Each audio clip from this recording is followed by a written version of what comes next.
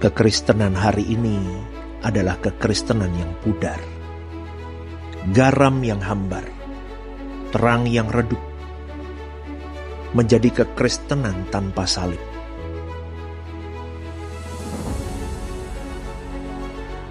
Menyelimuti manusia tanpa kasih dan pengorbanan. Di kayu salib itu, putra tunggalnya, Yesus itu mati untuk semua manusia. Namun adakah manusia menghargai akan kematiannya? Seperti Yesus bukanlah lagu atau nyanyian. Seperti Yesus bukanlah slogan, namun harus berjuang untuk dihidupkan. Mengenakan pikiran, mengenakan perasaan Kristus, dan berkarakter seperti Dia, itulah kekristenan yang sesungguhnya. Hidupmu dan hidupku adalah gambaran Kristus. Tahun ini, tahun kedewasaan karakter di dalam Kristus. The powerful year of breakthrough into Christ.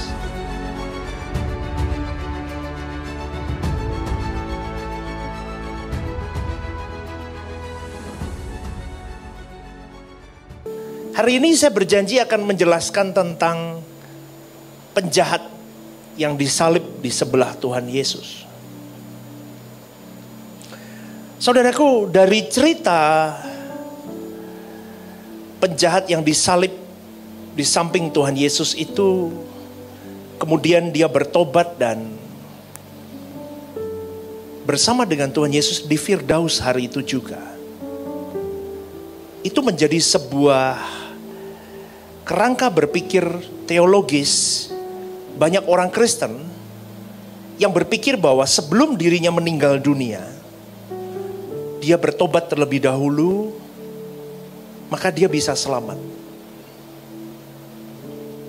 Bahkan ada yang di ICU sudah mau meninggal, dipaksa-paksa terima Tuhan Yesus. Betul? Didoakan dulu sebelum napasnya berhenti, didoakan dulu, ayo diteriaki di telinganya, di kupingnya, terus. Sampai dia kalau sudah netes air mata berarti dia berkata, ya dipaksa pokoknya. Betul ya Bapak Ibu ya? Loh ini fakta. Kita kan juga pelaku, dulu saya juga begitu. Ya. Pemikiran ini dibangun karena cerita ini. Dan di akhir hidupnya penjahat di samping salib Yesus itu ngomong sama Tuhan Yesus. Yesus, Tuhanku, ingat ya kalau nanti kau datang sebagai raja, ingat aku. Maka Tuhan merespon, hari ini juga kau bersama denganku di Firdaus. Siapa sih penjahat ini saudaraku? Kita harus tahu latar belakangnya. Kalau di Alkitab, Alkitab yang kita pegang sudah terkanonisasi, itu tidak menyebutkan nama penjahat itu. Tetapi di dalam Injil Apokrif, Injil Apokrif itu adalah Injil yang menuliskan tentang Yesus. Tetapi tidak jelas alurnya, karena seringkali di zaman itu saudaraku, dipengaruhi oleh filsafat-filsafat. Karena zaman itu memang banyak filsafat. Dan ajaran-ajaran yang boleh dikatakan gnostik. Hari ini mulai marak lagi. Yang tidak mempercayai adanya Tuhan. Maka tidak boleh dimasukkan di dalam kanonisasi Alkitab yang kita pegang hari ini, PL dan PB itu. Tetapi di Injil Apokrif dituliskan, namanya disebut dengan Dismas. Itu terdapat di dalam Injil Nikodemus, tapi tidak ada di kanonisasi di Alkitab kita. Jadi hanya itu, tetapi tidak ada pemberitaan lebih dalam tentang orang ini. Tapi latar belakang kita cari, budayanya kita cari, ternyata orang ini hidup di zaman Yesus ada, itu adalah di zaman penjajahan Romawi. Dan tahukah saudaraku, boleh saya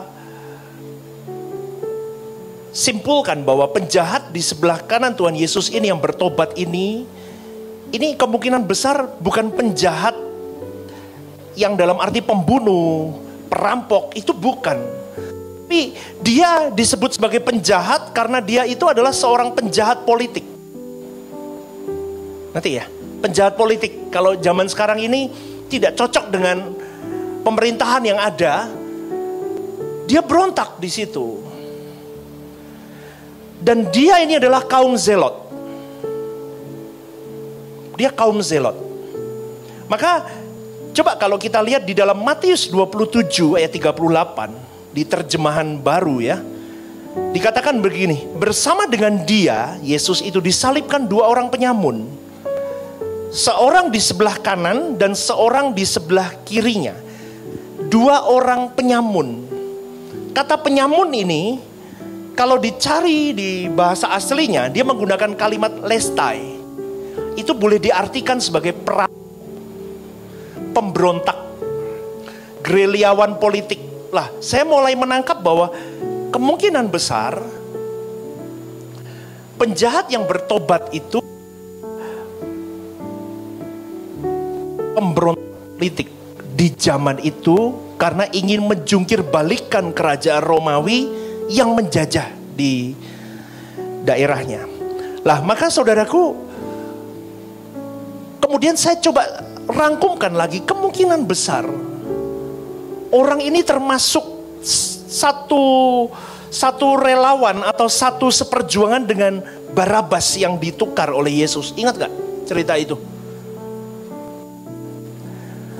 Barabas itu sama, saya kira saudara, mereka satu kumpulan, mereka satu perjuangan, karena Barabas seharusnya disalibkan juga, tetapi hari itu ditukar oleh Tuhan Yesus. Itu aturan yang di tengah itu Barabas, bukan Yesus, tapi ditukar hari itu. Jadi Yohanes 18 ayat 40 berkata, mereka berteriak pula, jangan dia, melainkan Barabas. Barabas itu seorang penyamun. Kenapa Roma menyalibkan mereka? Hukuman salib itu biasanya diberikan kepada pemberontak politik atau kriminal berat. Tetapi kalau saya berpikir bahwa dia seorang kriminal berat, tak mungkin. Jelas bahwa tidak ada orang tiba-tiba mendadak baik, tiba-tiba mendadak jahat. Betul gak saudaraku? Halo? Maka saya mulai mencoba menyingkronkan ini.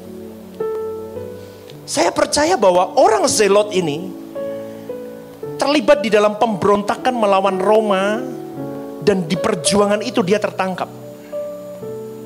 Dia ingin mengusir Romawi ini dari Israel, saudaraku. Dan penjahat politis ini adalah orang-orang yang dianggap jahat karena memberontak kepada kekaisaran Roma supaya merdeka. Mereka bergerilya melawan kekaisaran Roma, dan kelompok itu disebut zelotisme atau orang-orang zelot. Mungkin kalau orang Indo belot itu ya, mepodo ya, zelot jadi belot itu ya, mungkin ya, suka membelot itu ya. Ya mungkin ini ya, ya ini. Jadi yang diupayakan itu apa sih?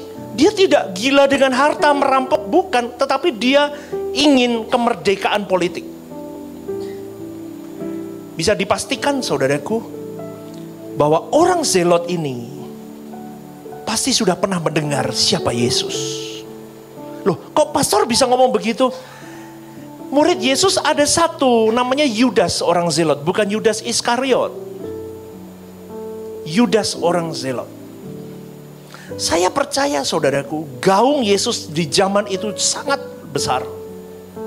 Dan saya kira Yudas ini pasti sudah banyak menceritakan siapa Yesus di kaumnya. Maka kalau kita sudah ada kerangka berpikir begini, kita sudah mulai menapaki kenapa orang ini bisa bertobat. Kalau enggak bingung kita, kok tiba-tiba obat, tiba-tiba kok bisa diterima Tuhan, masuk Firdaus, gampang sekali. Kalau kita salah menangkap ini, enggak tahu backgroundnya, bener nanti di rumah sakit ditengin-tengin, terima Yesus yuk, ayo Ayo sebelum mati, ayo dibisiki. Dulu saya gitu juga, mamanya dibisiki, biar terima Tuhan dulu. Nggak bisa saudaraku begitu. Itu kalau dipaksa begitu hari-hari hidupnya ruwet. Dia mau mati baru terima Tuhan, itu namanya oportunis itu. Betul nggak? Semua orang begitu nanti. Surat dulu aja. Nanti mau mati baru terima Tuhan, selesai. Nggak bisa saudaraku. Ketika kita mengerti ini, kita mulai mengerti bahwa orang yang bertobat di samping salib Yesus itu, dia sudah tahu siapa Yesus. Tetapi ada yang aneh saudaraku, di dalam catatan Injil sinoptik ini. Matius, Markus, Lukas. Yohanes tidak bisa masuk di dalamnya, karena Yohanes lebih membahas tentang keilahian Yesus. Tetapi ketiga Injil ini, Matius, Markus, Lukas ini lebih membahas kepada kehidupan Yesus di perjalanan pelayanannya. Sampai kematiannya, sampai kebangkitannya. Tapi dari tiga penulis murid Yesus ini, ada yang beda. Saya mau tunjukkan, Matius 27 ayat 44. Coba tampilin.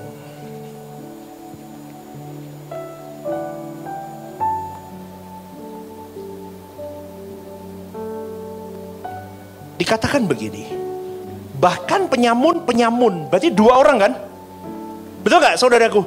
Penyamun disalibkan bersama-sama dengan dia, mencarinya demikian. Loh, pastor kok berbeda dengan ceritanya pastor? Bentar, saya pun juga bingung kemarin. Loh kok begini? Cari lagi, ini Matius kan? Markus 15 ayat 32.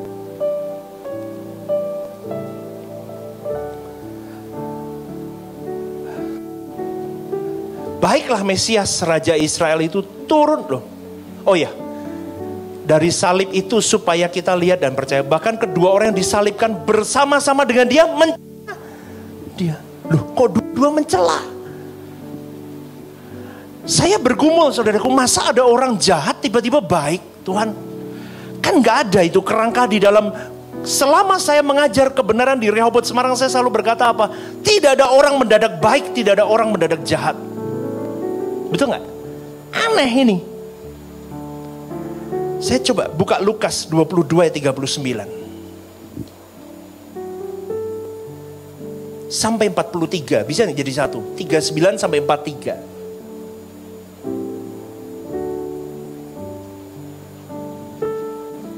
Loh, bentar. 23. Lukas 23, bukan 22.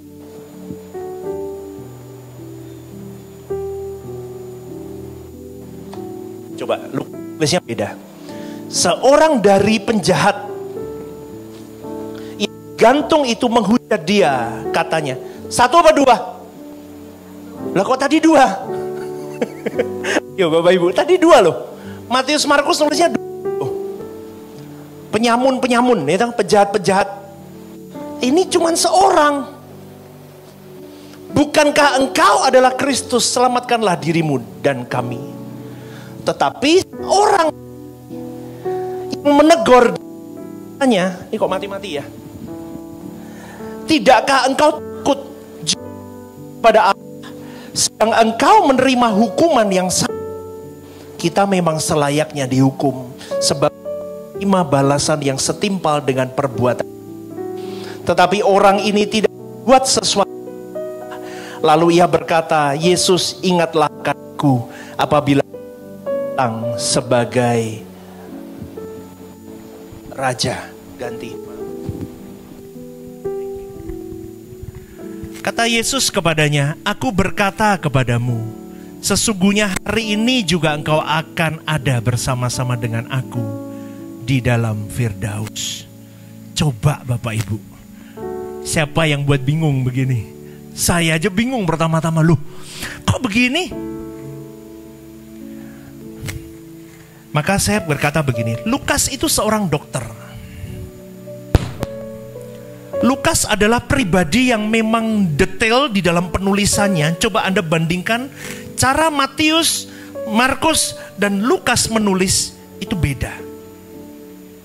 Lukas menulis secara detail karena dia lebih sistematis karena dia dokter. Secara intelektual dia lebih dari kedua penulis yang lain. Maka tidak heran kemungkinan Matius dan Markus itu menuliskan tidak secara detail. Dia hanya menulis orang-orang di samping. Tetapi Lukas detail. Satu orang menghujat, satu orang mengingatkan yang menghujat. Sampai di sini Anda sudah menangkap? Oke, berarti sudah tahu ceritanya, sudah dapat. Kenapa orang ini mengalami pertobatan, saudaraku? Dia bukan orang jahat. Dia bukan orang yang kita gambarkan selama ini, orang yang membunuh, merampok, menyamun dan sebagainya. Bukan. Dia tahu siapa Yesus. Tetapi dia semakin tahu ketika dia berada di samping pribadi Yesus, di salib itu, dia melihat bagaimana Yesus itu diperlakukan dan dia merespon. Bagaimana Yesus merespon orang-orang yang melukai, menyakiti, menghina dan mengolok-olok dia. Yesus tetap diam dan tidak membalas hinaan. Dia semakin lihat, mungkin temannya Yudas pernah berbicara, siapa gurunya? Tetapi hari itu penjahat politik ini berada di sampingnya dan melihat benar siapa pribadi Yesus di sampingnya itu. Ngerti saudaraku? Ternyata ini model yang luar biasa. Bahkan dia semakin gemetar ketika dia melihat mungkin hari itu ya, Yesus berkata, Bapa ampuni mereka, karena mereka tidak tahu apa yang mereka perbuat. Dia semakin menyadarkan dirinya bahwa, wah ini orang luar biasa. Semakin menunjukkan bahwa benar ini anak Allah, dia tidak berdosa. Amin saudaraku. Akhirnya dia mengakui dosanya, aku salah. Itu tanda pertobatan sejatinya. Bahkan di mulutnya pun saya percaya dia mengakui bahwa Yesus tidak bersalah. Sampai di sini Anda nangkap gak sih? Karena saya mau membahas satu ayat lagi. Tadi ada jemaat yang bertanya, saya mau jelasin. Nangkap gak di sini? Berarti sekarang gambarannya jangan ngomong loh ya, dua penjahat, berarti pembunuh, perampok. Enggak loh, udah jelas sekarang. Penulisan Yohanes tidak menulis sama sekali tentang dua penjahat ini. Matius menulis, Markus menulis, Lukas menulis. Tapi Lukas paling detail. Kalimat ini hanya ada di Lukas. Di Matius, Markus gak ada. Bahkan kalimat ingat aku kalau engkau datang sebagai raja, Matius, Markus tidak menulis. Lukas saja yang menulis. Dan Yohanes tidak menyentuh kalimat ini sama sekali. Tidak menyentuh cerita ini sama sekali. Saudaraku, dari cerita ini saya cuma mau mengingatkan kepada kita bahwa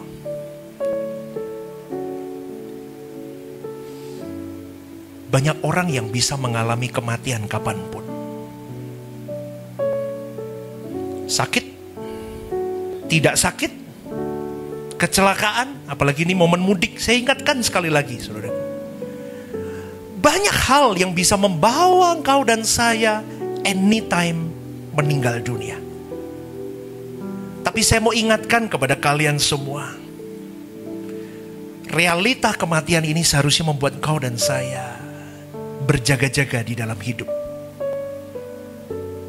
Jangan kau berkata, oh nanti kalau aku sudah tua, oh nanti kalau aku udah sakit, oh nanti kalau aku sudah di penghujung hari aku baru mau bertobat. Milikilah sikap berjaga-jaga, karena sikap berjaga-jaga itu adalah usaha untuk selalu memaksa dirimu, mengekang dirimu, untuk selalu bisa membereskan semua salah hidupmu, dosamu. Selesaikan yang harus kau selesaikan. Kalau itu memang menjadi kehendak Allah yang belum kau selesaikan, supaya engkau terus berkenan di hadapan Allah. Orang beragama bukan tambah baik, buruk. Itu bermasalah, saudaraku. Orang beragama bukan tambah baik hari ini. Orang beragama tambah tidak baik. Saya lihat, maaf ya, ini contoh, saudaraku. Apa tujuan agama? Agama itu tujuan besarnya pertama adalah pengendalian diri. Betul? Betul. Pengendalian diri dari segala hawa nafsu hidup. Seks, makan, harga diri, apapun kesenangan apapun. Tapi hari ini, karena kau menahan puasa, selesai nahan puasa, orang bisa berebut injak-injak gara-gara makan. Contohnya,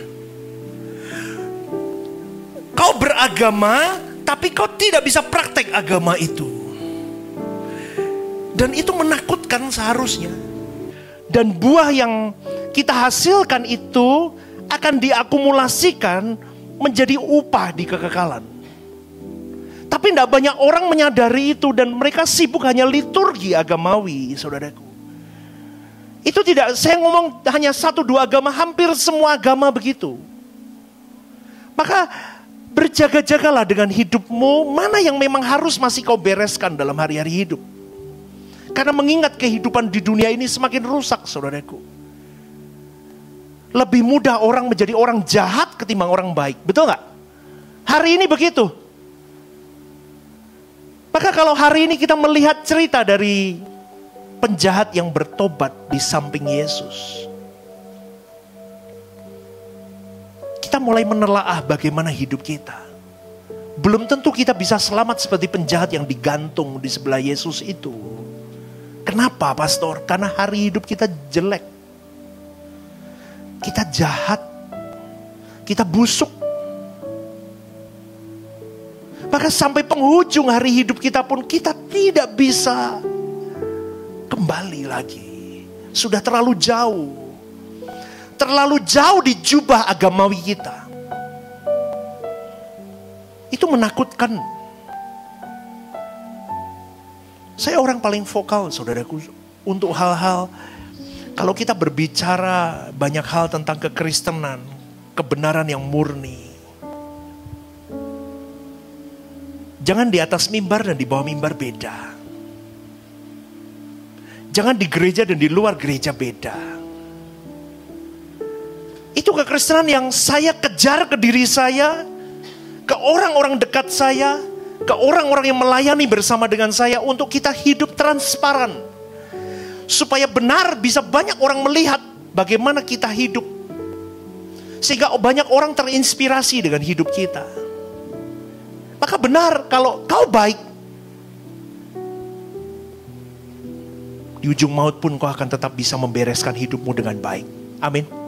Tapi kalau kau jahat, susah, saudaraku. Kalau kau tidak berjuang dimulai hari sekarang. Ada aspek lain yang tidak boleh dilupakan juga, bahwa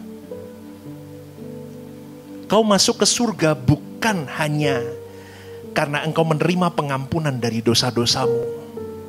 Tapi kau harus menyunat batinmu. Batinmu harus berkeadaan benar-benar baik dan tidak menyakiti sesamamu. Karena saudaraku, karakter seseorang itu menjadi hal penting di mata Tuhan. Maka saya mau gandengkan dengan satu pertanyaan di dalam, coba tampilin.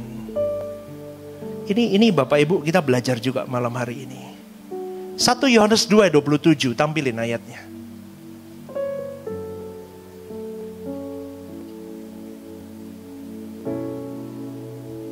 Yohanes 2 ayat 27, tampilin.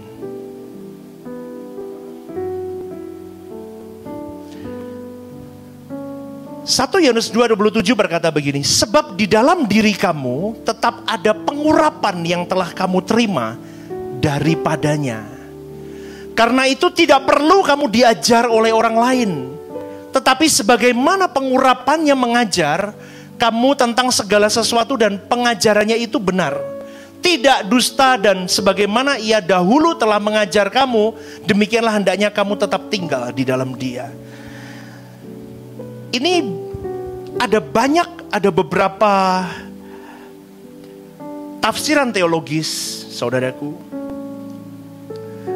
Dan tafsiran itu bermacam-macam. Mereka berkata begini, kalimatnya, coba dengerin ya saudaraku. Di dalam dirimu tetap ada pengurapan yang telah kamu terima darinya. Konteks dari ayat ini saudaraku, ini jelas sekali bagaimana Tuhan ingin menceritakan bahwa seseorang harus membutuhkan satu pribadi yang jelas di dalam perjalanan hari hidupnya, yaitu Roh Kudus. Di dalam diri kamu tetap ada pengurapan dari Roh Kudus. Lah, pengurapan itu harus jelas dulu. Gongnya di mana? Kuncinya di mana? Benar orang itu diurapi atau tidak? Itu dari mana? Baru pengurapan itu pengurapan ilahi bisa, pengurapan secara sistem pun bisa. Contoh, hari ini Bu Lisi dan Pak Agus sebagai pendeta, saya urapi dia untuk legalitas gereja. Tetapi di samping itu mereka membutuhkan pengurapan ilahi. Lah, orang yang sudah mengalami pengurapan ilahi, saudaraku, itu akan hidup di dalam tuntunan Roh Kudus. Makanya Yohanes 14 ayat 26 berkata, tetapi penghibur yaitu Roh Kudus yang akan diutus oleh Bapa dalam namaku, dialah yang akan mengajarkan segala sesuatu kepadamu dan akan mengingatkan kamu akan semua yang telah kukatakan kepadamu. Amin, saudaraku. Roh Kudus yang mengajarkan ke kita. Tetapi di dalam pengurapan itu, saudaraku, orang akan terlihat. Kuncinya apa, pastor? Hidup baru. Hidup baru, kuncinya apa? Bisa dilihat buahnya. Karena tidak mungkin firman Tuhan dari tulisan dari Kejadian sampai Wahyu bertentangan satu dengan yang lain. Kalau kalimat karena itu tidak perlu kamu diajar oleh orang lain, letterlux, itu akan menentang banyak ajaran Tuhan di seluruh PL dan PB. Maka percuma dong kata Tuhan, jadikanlah semua bangsa muridku. Nggak bisa toh, jangan dimatiin. Nggak bisa, kenapa? Karena semua orang nggak mau diajar gara-gara ayat ini. Betul nggak omongan saya?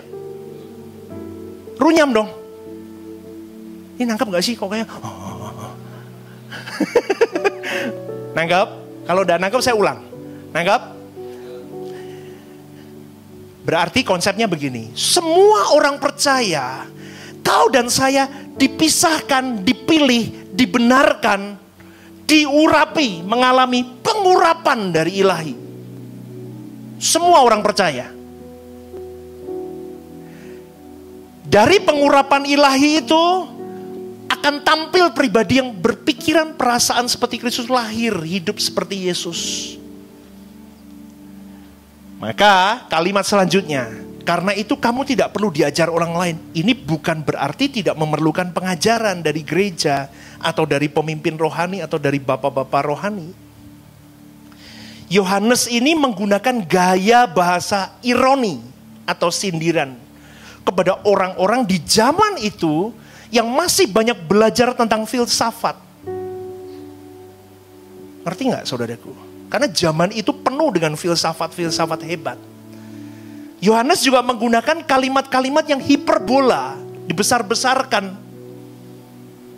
Makanya jangan dipahami letterlux. Dan ciri orang yang diurapi adalah semakin rendah hati. Katakan amin. Lah, ini gak mau diajar. Kamu ngomong kamu diurapi Tuhan. Ada lagi, nggak usah ke gereja. Dimakan di sini nggak ke gereja nih jadinya. Kenapa ke gereja? Loh, wong firman Tuhan yang nyuruh kok. Nggak perlu kamu diajar orang lain. Mateng rak gue Bapak Ibu. Mateng tenan iki. Karena dimakan mentah-mentah.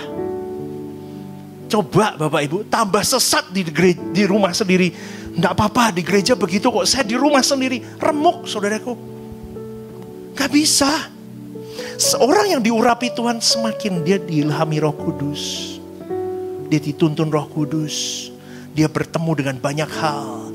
Dia semakin rendah hati, semakin mau diajar. Belajar dari orang lain, mau dididik. Habis dia mulai semakin kuat. Dia bisa menjadi pendidik untuk orang lain. Kalimat selanjutnya. Tetapi sebagaimana pengurapannya mengajar kamu tentang segala sesuatu. Artinya begini. Roh Kudus mengajar melalui firman-Nya dan memberikan pemahaman yang sejati kepada orang percaya. Yohanes 16 ayat 13 berkata begini, Tetapi apabila ia datang, yaitu roh kebenaran, Roh Kudus itu, ia akan memimpin kamu ke dalam seluruh kebenaran. Sebab ia tidak akan berkata-kata dari dirinya sendiri, tetapi segala sesuatu yang didengarnya itulah yang akan dikatakannya. Dan ia akan memberitakan kepadamu hal-hal yang akan datang. Maka pengajarannya itu benar dan tidak dusta. Karena memang dari Tuhan ajarannya.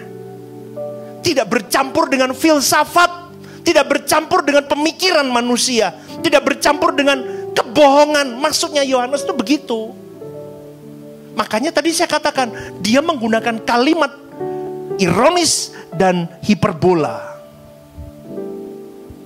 Dan kalimatnya begini, sebagaimana ia telah mengajar kamu, demikian hendaklah kamu tinggal di dalam dia. Artinya begini, Yohanes mengajak jemaat untuk tetap hidup di dalam Kristus. Tidak tergoda dengan ajaran-ajaran palsu di zamannya. Jangan dimakan mentah hari ini dibawa. Makanya butuh belajar Bapak Ibu. Makanya kalau nggak belajar, lah kalau mau belajar, belajar dari siapa? Dari pemimpin-pemimpin rohanimu. Saya juga belajar dari orang lain.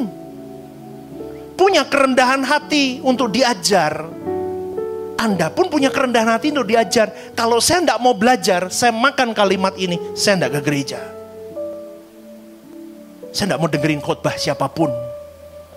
Karena saya punya Roh Kudus sendiri. Katanya begitu. Oh ya betul. Ini tempat Roh Kudus. Tapi seberapa engkau punya kepekaan itu. Seberapa kau sudah hidup benar.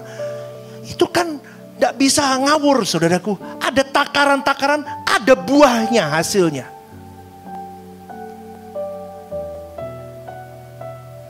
Bertuhannya kuat. Bersosialisasinya baik.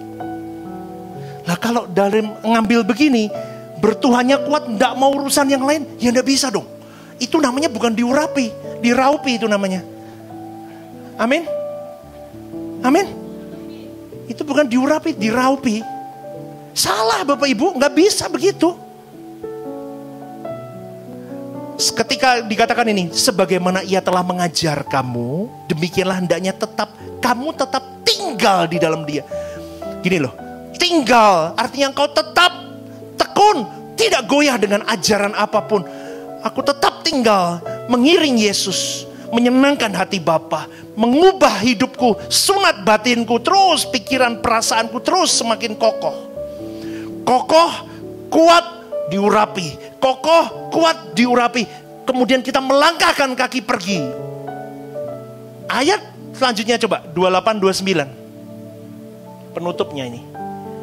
Itu menggambarkan 28. Setelah kokoh, kuat, engkau memiliki pengurapan dari Roh Kudus, tinggal di dalam Kristus, baru kau parousia, menunggu kedatangan Tuhan. Engkau jadi amanat agung. Maka sekarang anak-anakku tinggallah di dalam Kristus. Supaya apabila ia menyatakan dirinya berarti apa? Kedatangan parousia, kedatangan Tuhan yang kedua kali. Makanya kalau belajar nggak boleh satu potong begitu aja. Lanjutannya ada. Apabila ia menyatakan dirinya, kita beroleh keberanian percaya. Dan tidak usah malu terhadap dia pada hari kedatangannya. Itu loh saudaraku. Kalau kita memandang parousia kedatangan Tuhan, kita seperti pembantu yang pertama. Kita menantikan majikan kita datang. Tidak tahu kapan majikan kita datang. Kita tetap kokoh tinggal di dalam Kristus. Artinya apa? Aku tetap fokus di dalam tuntunan Roh Kudus. Aku hidup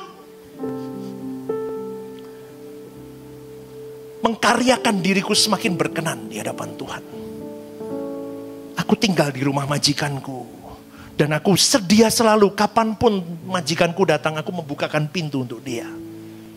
Maka dikatakan itu, tetaplah tinggal. Selain seperti pembantu, kalau kita berkata parousia tentang kedatangan Tuhan, kita seperti apa lagi? Seperti pencuri. Tidak tahu kapan itu terjadi, makanya tidak usah bingung dengan ramalan-ramalan manusia yang berkata, oh 2028 kiamat. Ini udah rame. Kan kemarin hitungan saya itu belum saya jelaskan ya, nanti besok minggu depan deh, atau lusa 2 minggu lagi. Kenapa kok diramalkan sebelum 2030 mau kiamat? Karena dari hitungan Israel di merdeka itu 70 sampai 80 tahun. Kemarin 2018 ya Pak, rame ya? Rame, 70 tahun kan? Rame, mau kiamat, orang kiamat. 2018. 70 meleset berarti 80. 2028. Itu udah dari abad ke abad begitu. Makanya jadi orang Kristen harus belajar milikilah rendah hati. Jangan sembarangan mendengarkan guru-guru. Semua by base firman Tuhan. Selain itu, no. Tadi dia ngomongin, tinggal di dalam Kristus. Dengan urapan Roh Kudus. Supaya engkau tahu mana ajaran benar, mana ajaran tidak benar. Mana ajaran sesat, mana ajaran tidak sesat. Mana yang benar, mana yang tidak benar. Kau jeli. Supaya kau tidak diombang-ambing dengan banyak ajaran. Hari itu Yohanes menulis karena banyak filsafat dan gnostik di situ. Loh, filsafat dulu hebat-hebat loh. Sekali ngucap, des. Kayak titah udah. Ngeri saudaraku. Seperti pencuri, tidak tahu kapan terjadi. Matius 24:36 berkata, tetapi tentang hari dan saat itu tidak seorang pun yang tahu. Malaikat di surga aja gak tahu, tapi pendeta bisa tahu. Ciamik itu. Bingung gak? Kalah cedak. Saya kadang kalau ngomong begini nih, sorry saya bukan apa, tapi hey, wake up friend. Jangan diombang-ambing dengan ajaran-ajaran yang begitu. Malaikat di surga aja gak tahu. Anak pun gak tahu. Hanya Bapa sendiri. Kalimatnya jelas. Matius 24:42 berkata, karena itu berjaga-jagalah. Sebab kamu tidak tahu pada hari mana Tuhanmu datang. Seperti pencuri. Parousia juga berkata seperti penghakiman terakhir. Ingat. Semua yang kita lakukan, tingkah laku hidup kita akan dihakimi.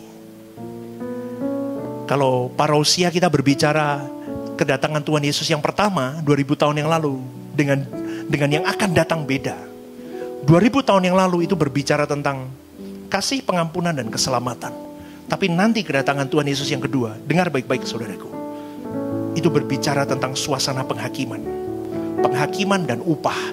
Penghakiman dan upah. Penghakiman dan upah. Maka hari ini saya mau ajak kepada kalian semua. Tetap tinggal di dalam Tuhan. Hiduplah baik. Hiduplah berjuang. Karena tidak mungkin orang mendadak baik, mendadak jahat. Hari ini bercerminlah, telanjangi dirimu di hadapan Tuhan. Apa yang masih tidak baik dalam dirimu? Rubah. Bapak Ibu, saya juga tidak mau masuk neraka. Sedangkan seorang pengajar, seorang guru akan dituntut lebih. Maka tidak mungkin sembarangan saya akan mengajarkan di mimbar ini demi untuk saya berkompetisi dengan pendeta lain. Rugi, gak ada gunanya. Betul?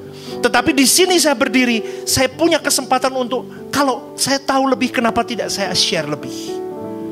Maka hari ini saya cuma mau mengajak, tidak ada yang lebih hebat dari semua pengetahuan kecuali hidupmu berbuah manis. Berbuah lebat. Jadi berkat. Dan itu tidak dimulai dari nanti atau tunggu kapan, tapi dari hari ini. Kita mau berjuang. Hari ini kau udah dapat, oh ini ngerti. Udah ngerti ya tadi ya? 27 balik ya, 27. Ini medeni loh, ini orang kalau ditelan mentah rak lunga gereja, rak pelayanan, rak krungokke khotbah, rak baca kitab, ngawur iki. Ning ngene kamar semedi. Ora kumpul sapa-sapa, karena itu tidak perlu kamu diajar oleh orang lain. Tak tutuki kamu. Sudah ngerti ya? Halo? Amin. Kadang terjemahan bahasa Indonesia itu memang tidak pas. Kayak pemberontak politik aja ditulisnya penyamun. Coba Bapak Ibu, kalau di kepala kita penyamun itu apa? Pakai kacamata hitam, bajunya garis-garis kayak sate, bawa, betul gak? Ya garis-garis begitu tapi bukan Pak. Contoh guyon, garis-garis hitam putih, terus pakai apa? Kayak Robin Hood itu ya. Terus bawa gini, kan penyamun, betul nggak? Nah, padahal bukan loh, pemberontak politik. Oke, Bapak Ibu, sebelum saya tutup, ini udah paham? Sebab di dalam diri kamu tetap ada pengurapan yang telah kamu terima daripadanya. Iya, tapi pastikan itu kau dapat pengurapan itu, karena belum tentu. Karena Roh Kudus sudah dikatakan tubuhmu bait Roh Allah. Tapi seringkali kita membuang Roh Allah itu pergi dari kita. Maka kalau itu belum masuk benar, gak akan ada pengurapan. Meskipun dia pendeta kayak saya khotbah gini, tahu banyak, tetap gak diurapi. Makanya jangan nyeleneh. Nafsir itu jangan nyeleneh. Tapi yang nyeleneh yang laku. Apa aku tak buat besok ya? Hah? Pengajaran tembok PVC, bingung dia. Apa ya tembok PVC? Hah? Aduh, Bapak Ibu. Ajaran udah kelihatannya kuno, ajaran-ajaran begini, tapi benar. Ini yang benar. Kau andalkan Roh Kudus. Pahami firman Tuhan. Berikan dirimu terbuka di hadapan Allah untuk dikoreksi. Bedakan kebenaran dan kebohongan. Kau tahu, kau jeli di situ. Supaya engkau kokoh, kau kuat tinggal di dalam dia. Kemudian kau lakukan. Jadikan semua bangsa muridku. Ketika kau sudah kuat, kau mengalami pengurapan dari ilahi. Kau bisa keluar mengurapi banyak orang. Begitu caranya. Orang dekem neng kamar. Karena tidak perlu diajar orang lain. Matilah. Terus amanat agung bubar itu. Loh, coba. Ini sama amanat agung tabrakan gak? Amanat agung ngomongnya apa? Jadikan. Lah kan orang gak mau denger ini. Loh aku gak mau diajar dia kok. Semua orang baca ini gak mau diajar semua. Terus amanat agung bisa jalan? Gak bisa. Makanya jangan letterlux. Udah cukup. Amin. Anda paham? Diberkati Tuhan. Yuk bangkit berdiri. Udah. Ya. Ibadah Rehoboth Semarang. Ada di setiap minggu jam 10 pagi di Pop Hotel. Dan setiap hari Rabu ada midweek service jam 6:30 malam di Pop Hotel. Home Usia Indah setiap Jumat minggu kedua jam 5:30 sore di Sekretariat Gereja. Ajak teman, keluarga, dan relasi Anda untuk dapat beribadah bersama kami.